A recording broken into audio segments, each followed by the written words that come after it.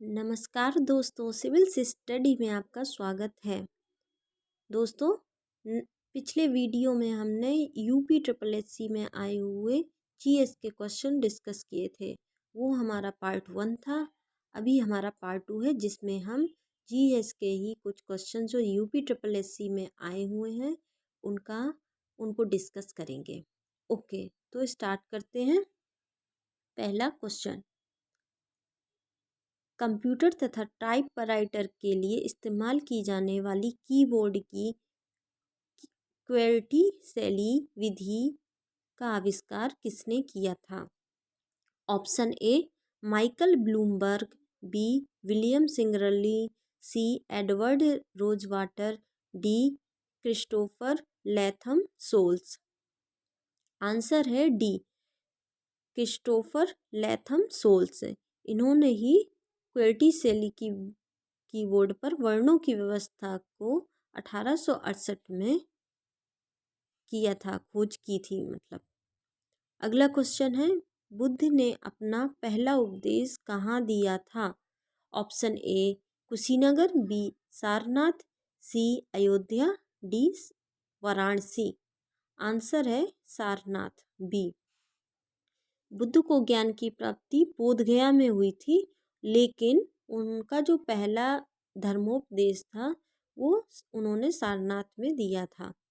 जब उन्होंने सारनाथ में प्रथम उपदेश दिया था तो उसी को धर्म चक्र प्रवर्तन कहा गया। अगला क्वेश्चन है, आगरा की सबसे प्रसिद्ध मिठाई कौन सी है? ये तो सभी को पता होगा। इसका आंसर है पेठा। आगरा नगर की जो स्थापना है वो 16वीं शताब्दी में सिकंदर लोदी ने की थी।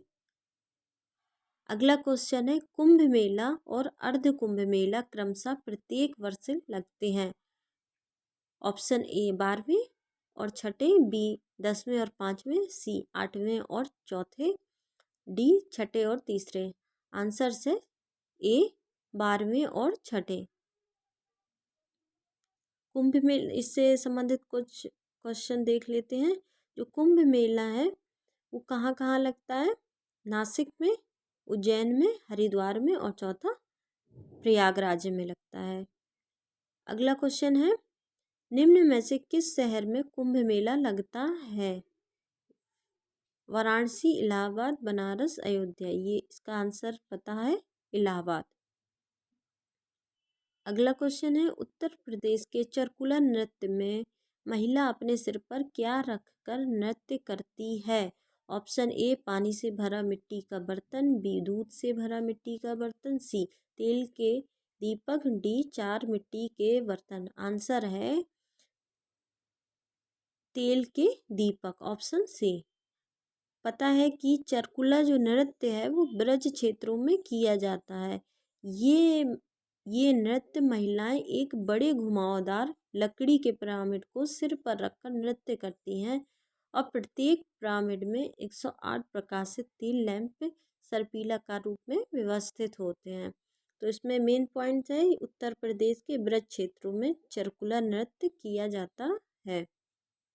अगला क्वेश्चन है, उत्तर प्रदेश में कुल कितने ज़िले हैं?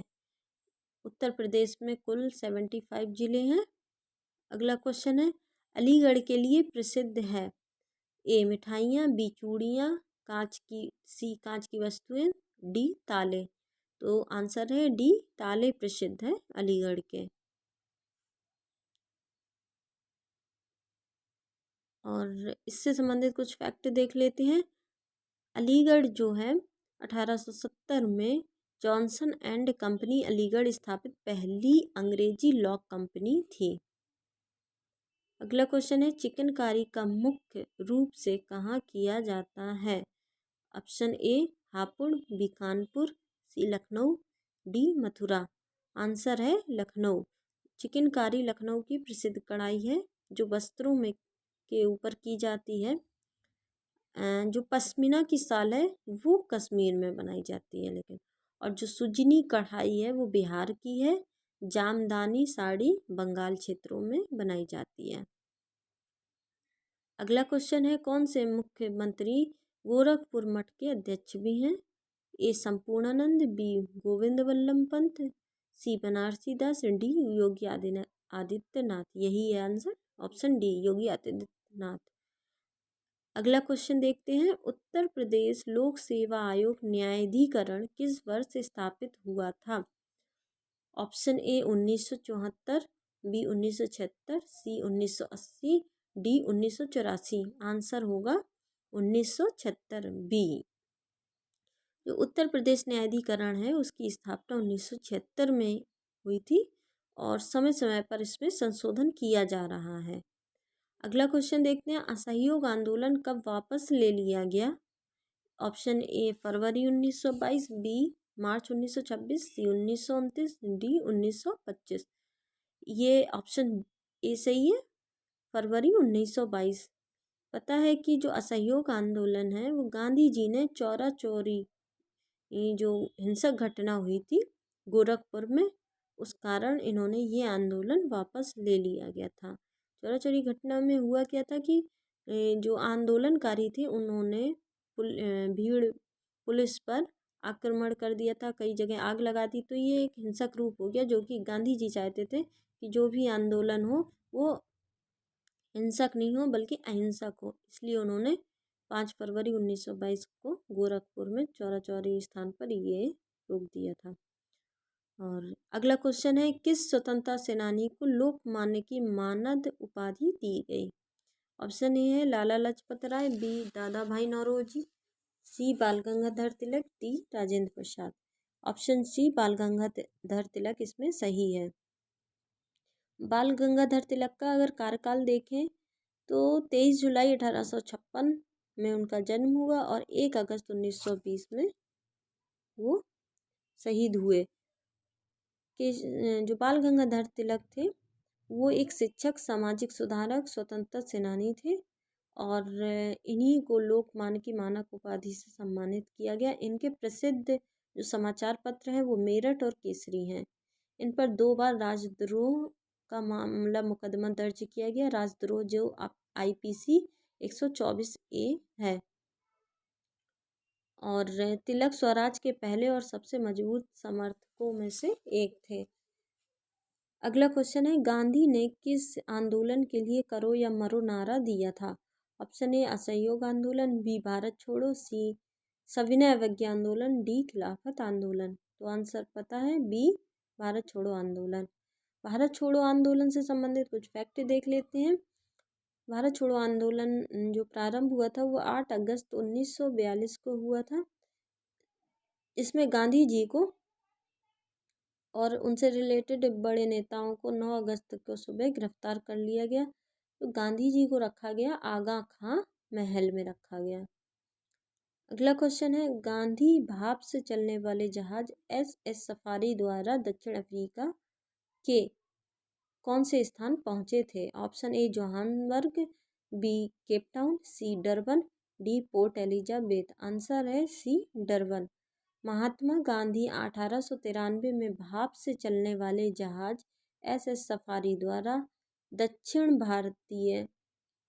अफ्रीका के डरबन पहुंचे थे। वह दक्षिण अफ्रीकी भारतीय समुदाय के नेता बने और दक्षिण अफ्रीका में अहिंसक आंदोलन में उनकी भागीदारी रही। अगला क्वेश्चन देखते हैं, रविन्द्रनाथ टैगोर ने किस नरसंहार के विरोध में नाइटहुड की उपाधि लौटा दी थी? ऑप्शन ए जलियांवाला बाग नरसंहार, बी खिलाफत आंदोलन, सी सैनिक विद्रोह, डी असहयोग आंदोलन। तो आंसर इसका है ऑप्शन ए जलियांवाला बाग नरसंहार। इसी के दौरान रविन्द्रनाथ टैगोर ने लॉर्ड चेम्सफोर्ड के काल में हुए जलियांवाला बाग नरसंहार के विरोध में अपनी नाइटहुड की उपाधि त्याग दी। ये जलियांवाला बाग कांड कब हुआ था? 13 अप्रैल 1919। अगला क्वेश्चन है, गांधी जी ने जून 1904 में डरबन के बाहर कहाँ पर किसने बस्ती नामक एक समुदाय क्रियाशील मठ की स्थापना की थी? तो option Ruskin, Natal, Pretoria, Phoenix में। तो 1904 में गांधी जी द्वारा फोनिक्स, जिसे फिनिक्स बोलते हैं, फिनिक्स बस्ती नामक एक सामुदायिक क्रियाशील मठ की स्थापना की। यह दक्षिण अफ्रीका के कहाँ पर है? डरबन शहर में है। तो इसमें मेन पॉइंट ये है कि दक्षिण अफ्रीका के डरबन शहर में फिनिक्स बस्ती है जिसका निर्माण 1904 में गांधी जी ने किया था। अगला क्वेश्चन देखते हैं, प्रसिद्ध पीर पंजाल रेलवे सुरंग कहाँ है? Option A Jharkhand, B Jammu Kashmir, C Maharashtra, D Mizoram. Answer है ऑप्शन बी जम्मू कश्मीर। तो प्रसिद्ध पीर पंजाल रेलवे सुरंग बनिहाल रेलवे सुरंग भारत के जम्मू कश्मीर में स्थित है और इसकी लंबाई भी देख लेते हैं, 11.215 मीटर है। यह जम्मू बारामूला लाइन का हिस्सा है। तो इसमें आंसर याद रखना है कि पीर पंजाल में ये जो बनिहाल दर्रा है वो स्थित है। अगला क्वेश्चन है, भारत की सीमा कितने देशों से लगती है? तो option A 4, B 5, C 7, D 9। Answer है सी 7। भारत की सीमा जिन पड़ोसी देशों से लगती है उनके नाम है म्यांमार, बांग्लादेश, भूटान, नेपाल, चीन, अफगानिस्तान तथा पाकिस्तान। सबसे कम सीमा लगती है अफगानिस्तान से और सबसे ज़्यादा सीमा कहें तो बांग्लादेश से लगती है भारत की। चलिए अगला क्वेश्चन देखते हैं, महनसर डूंगरपुर चुरू नारमलाई शहर भारत के किस राज्य में स्थित है? Option A Uttar Pradesh, B Madhya Pradesh, C Rajasthan, D Uttaranchal. तो ये हैं राजस्थान के नगर। अगला क्वेश्चन है, त्रिपुरा अपने उत्तर, दक्षिण और पश्चिम में किस देश से घिरा हुआ है? आंसर है ऑप्शन ए है म्यांमार, बी चीन, सी थाईलैंड, डी बांग्लादेश। इसका आंसर होगा ऑप्शन डी बांग्लादेश।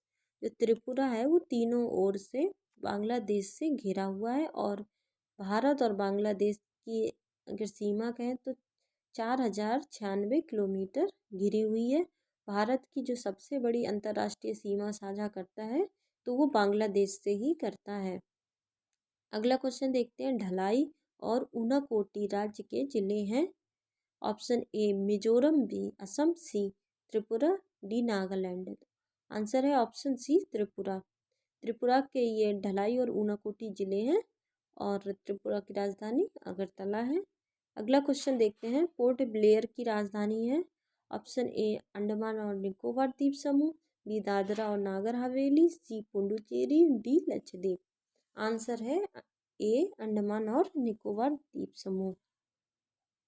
ये पोर्ट ब्लेयर और अंडमान निकोबार द्वीप समूह जो है इसकी राजधानी है, ये दक्षिणी अंडमान के पूर्वी तट पर स्थित है। अगला क्वेश्चन देखते हैं, मोरमुआ गांव बंदरगाह भारत के किस राज्य में स्थित है? Option A Gujarat, B Orissa, C Maharashtra, D Goa. तो इसका आंसर है डी गोवा।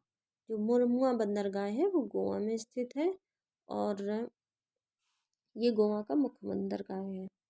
अगला क्वेश्चन देखें, ये पॉलिटी से है, भारत संविधान का कौन सा अनुच्छेद अनुसूचित क्षेत्रों और जनजातीय क्षेत्रों के प्रशासन से संबंधित है?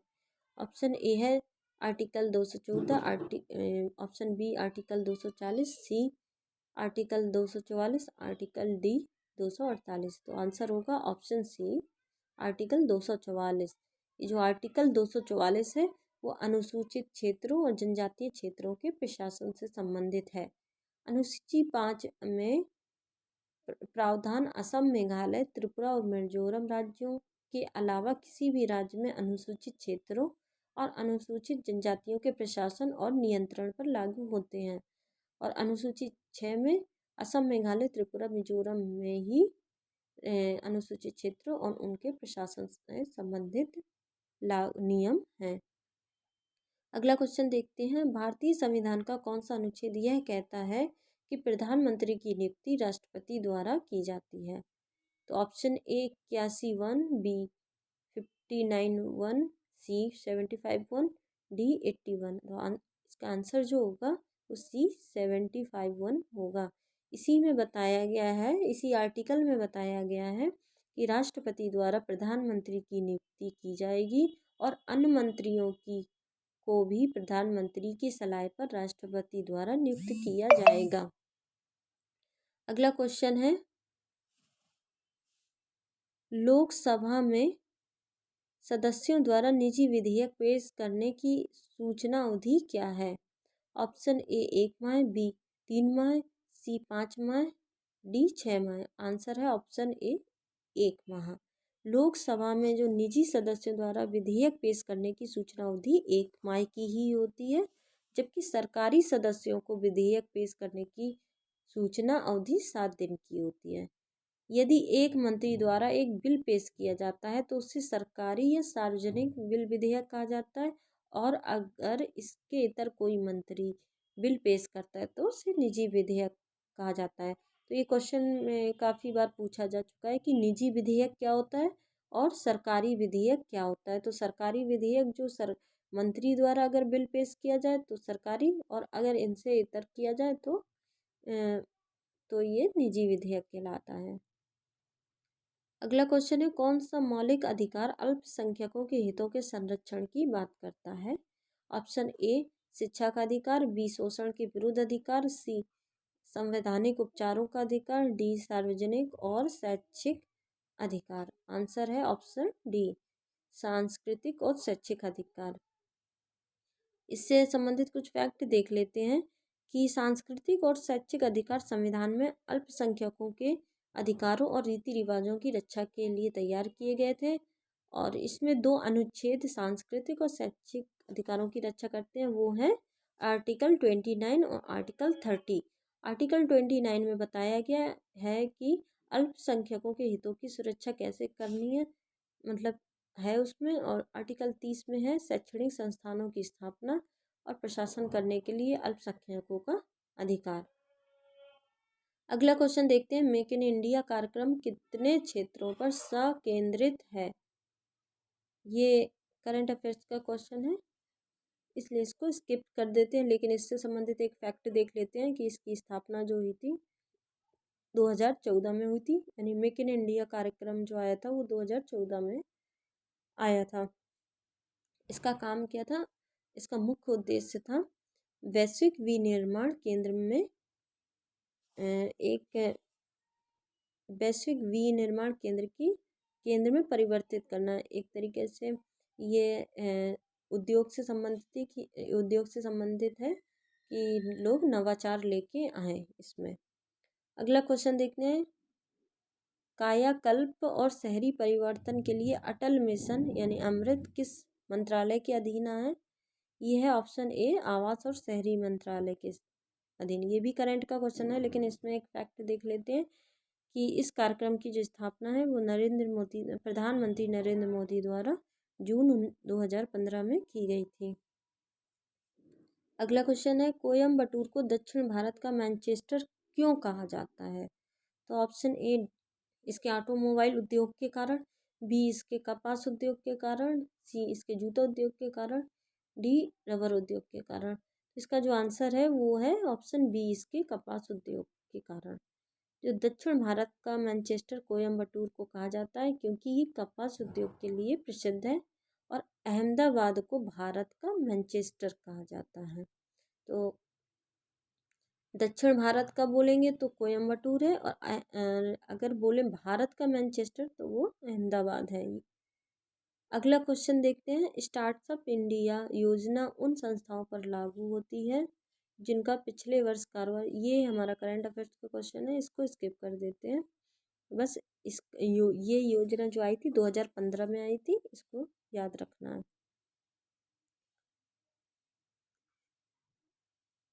दिल्ली में प्रधानमंत्री मोदी द्वारा औपचारिक रूप से मेक इन इंडिया पहल की शुरुआत कब हुई थी? ऑप्शन ए 15 अगस्त 2014, बी 25 सितंबर 2014, सी अक्टूबर 2014, डी नवंबर 2014। तो आंसर है बी सितंबर 2014। सितंबर 2014 को मेक इन इंडिया पहल की शुरुआत हुई थी, 25 सितंबर 2014 को। और इस योजना का एकमात्र उद्देश्य भारत को वैश्विक विनिर्माण केंद्र में परिवर्तित करना था।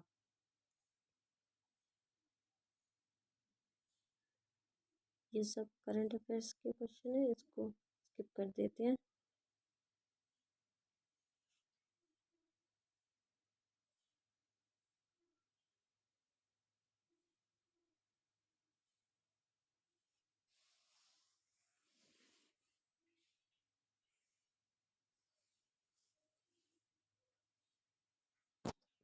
सरकार द्वारा ई रकम नामक एक नया प्लेटफॉर्म किस उद्देश्य के लिए शुरू किया गया था? जो इसमें आंसर है, जो ई रकम है वो कृषि उत्पाद बेचने के लिए किया गया था। इसकी शुरुआत जो हुई थी वो 1 अगस्त 2017 को हुई थी। अगला क्वेश्चन है कि स्वास्थ्य कार्ड से भारत के किसानों को उनके खेत में मिट्टी के कितने मानदंडों की जानकारी मिलेगी? इसका आंसर है 12 मानदंडों की जानकारी मिलेगी। अगला क्वेश्चन देखते हैं, किसानों को लाभ पहुंचाने के लिए प्रधानमंत्री ने कौन सी बीमा योजना शुरू की थी? तो इसका भी आंसर है कि फसल बीमा योजना शुरू की थी। और पता है कि जो प्रधानमंत्री फसल बीमा योजना आई थी वो 2016 में शुरू की गई थी। इसका मुख्य उद्देश्य था बिल्कुल कम प्रीमियम दर पर किसानों की विभिन्न फसलों का बीमा हो सके। यह उन किसानों को बड़ी राहत प्रदान करेगा जो ऋण लेकर खेती करते हैं और खराब मौसम तथा फसल बर्बाद होने के कारण वो परेशान हो रहते हैं। अगला क्वेश्चन है, खरीफ फसलों के लिए किस तरह के मौसम की आवश्यकता पड़ती है? ऑप्शन ए गर्म और नम वायु, बी गर्म और शुष्क, सी ठंडा और नम, डी ठंडा और शुष्क। आंसर है ए गर्म और नम। जो खरीफ फसलें होती हैं वो जुलाई से अक्टूबर के बीच में बोई जाती हैं। और खरीफ फसलों में आते हैं चावल, मक्का, बाजरा, रागी, सोयाबीन, मूंगफली तथा कपास। अगला क्वेश्चन है, कौन कभी उत्तर प्रदेश का राज्यपाल नहीं रहा है? N D. Tiwari, B Motilal Vohra, C V Giri, D Ramesh Bhandari. तो इसका आंसर है ए एन.डी. तिवारी। ये यानी नारायण दत्त तिवारी ये कभी राज्यपाल नहीं रहे हैं, बल्कि ये उत्तर प्रदेश और उत्तराखंड के पूर्व मुख्यमंत्री रहे हैं। ये भारतीय राष्ट्रीय कांग्रेस के एक वरिष्ठ नेता थे। अगला क्वेश्चन है, राम नाईक ने वर्ष कब उत्तर प्रदेश के राज्यपाल के रूप में शपथ ली थी? इन्होंने ली थी 2014 में। अगला क्वेश्चन है, भारतीय जनता पार्टी की स्थापना किस वर्ष हुई थी? Option A 1977, B 1978, C 1979, D 1980। Answer है डी 1980। तो बीजेपी यानी भारतीय जनता पार्टी की स्थापना हुई थी 6 अप्रैल 1980। और इनका जो वो है संदेश, वो है कमल संदेश। यहाँ पे हमारी वीडियो समाप्त होती है, एक क्वेश्चन सीरीज। अगली सीरीज पार्ट 3 आएगी जिसमें आगे के क्वेश्चंस डिस्कस करेंगे। अगर आपको हमारी ये वीडियो पसंद आई हो तो इसे सब्सक्राइब करें, लाइक करें और शेयर करें। Okay, thank you.